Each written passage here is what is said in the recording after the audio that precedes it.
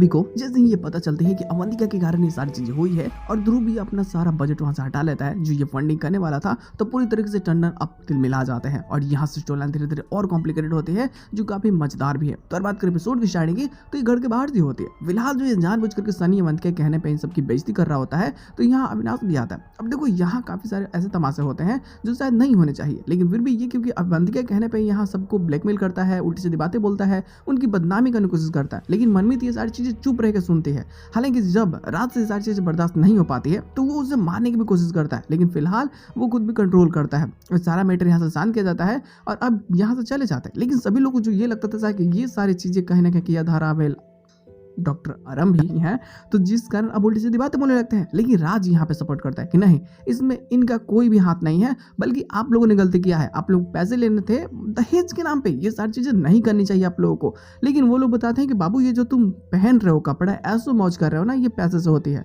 लेकिन यहाँ ना राज का जो डैड है ना, उसको कोई भी गिल्ट नहीं होता है कि भाई इन लोग की बदनामी हुई है, शायद दहेज ले रहे थे, बल्कि वो इस चीज के लिए गुस्सा कर रहा होता है कि साला ये किसने बाहर आवाज किया, किसने बताया कि हम लोग दहेज ले रहे थे, उसे पकड़ो। ये अपनी गलती सुधारता नहीं है, बल्कि इसे लगता है कि शायद मैंने जो अपना नाम रेपुटेशन बनाया है उसको बचाने के लिए मैं कुछ भी कर सकता हूँ, कुछ भी मतलब कुछ भी, किसी को मारना भी हो तो ये मार देगा। और हालांकि यहाँ से यही सारी चीजें जो मानसिकता होती है वो आरंभी को भी पता चल जाती है और यही कारण है कि अब वो धीरे धीरे यहाँ से दूर होती है। लेकिन उस टाइम तक तो अवंतिका आ ही जाती है और ये साबित कर देती है कि भाई जो पेन ड्राइव है वो आरंभी का ही है, उसने ही वीडियोस रिकॉर्ड किया था, पुलिस वालों को दी थी और अब सब कुछ खत्म है।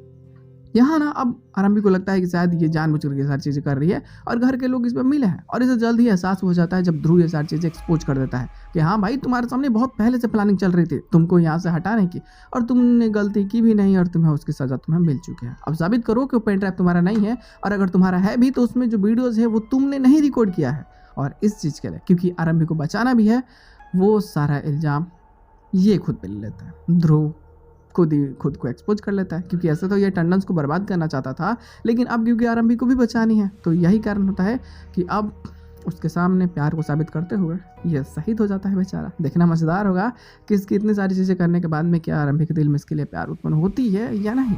जो चीज़ें होगी काफ़ी मज़ेदार होने वाली है।